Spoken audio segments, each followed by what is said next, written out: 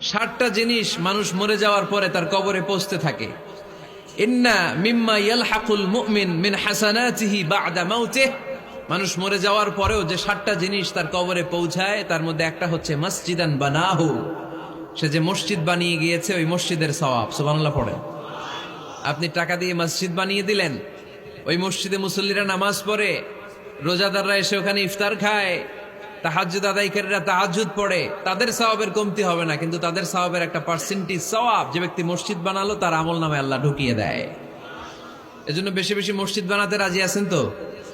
আল্লাহর হাবিব সাল্লাল্লাহু আলাইহি ওয়াসাল্লাম বললেন, সাবআতুন ইউযিল্লুহুমুল্লাহু ফি যিল্লিহি ইয়াওমা লা যিল্লা ইল্লা যিল্লু, 7 শ্রেণীর ব্যক্তিকে আল্লাহ তাআলা কিয়ামতের দিন আরশের নিচে ছায়া দিবে, যেদিন আল্লাহর আরশের ছায়া ছাড়া কোনো ছায়া পৃথিবীতে থাকবে না। সেই দিনটা কি এই দিনের মতো? কিয়ামতের দিনটা আজকের এই দিনের মতো হবে? 50,000 বছর হবে। এটা লেন্থ, এটা ডিউরেশন। কাআন সাফসাফা লা তারা ফিহা ইওয়াজা ওয়ালা আমতা, লেভেল প্লেইং ফিল্ড, তামার জমিন। একটু কল্পনা করেন তো ওই দিনটা কত ভয়ঙ্কর। বাবা ছেলেরে চিনবে না ওই দিন, ছেলে বাবারে চিনবে না, স্ত্রী স্বামীকে চিনবে না, স্বামী স্ত্রীকে চিনবে না, পীর সাহেব মুরিদ চিনবে না, মুরিদ পীর সাহেবকে চিনবে না, নেতা কর্মীকে চিনবে না, কর্মী নেতাকে চিনবে না।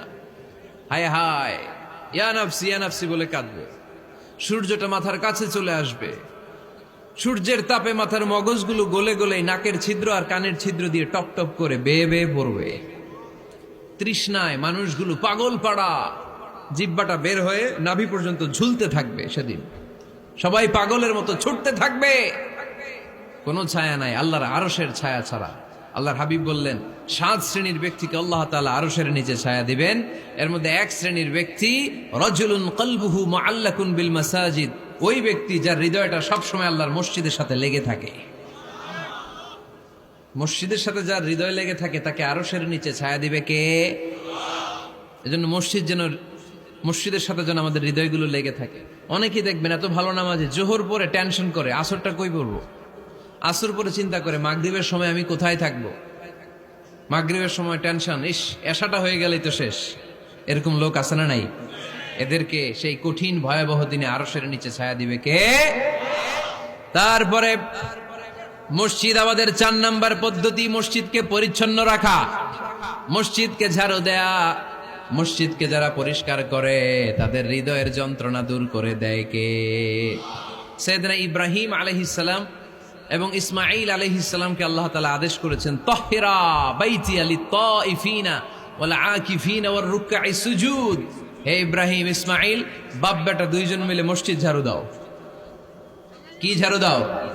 মসজিদেরি ঝাড়ু বড়দার ও কমারে হাত, শোনো আমারে মুনাজাত। পড়েন, শোনো শোনো ইয়া ইলাহি আমারে মুনাজাত, শোনো আমারে মুনাজাত। পড়েন আমিন। মসজিদ ঝাড়ু দেওয়া মসজিদ আমাদের অন্তর্ভুক্ত। আপনারা কেউ কোনোদিন মসজিদ ঝাড়ু দিয়েছেন নাকি? কে কে দিয়েছেন দেখি?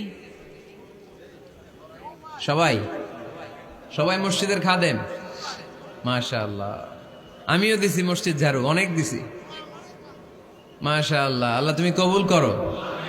যাদের হৃদয়ে বড় জ্বালা, ফ্যামিলিতে সুখ নাই, শান্তি নাই, তারা হৃদয়ে প্রশান্তি আনতে চাইলে এতিমখানায় যাবেন, এতিমের মাথায় হাত বুলিয়ে দিবেন। এতিমের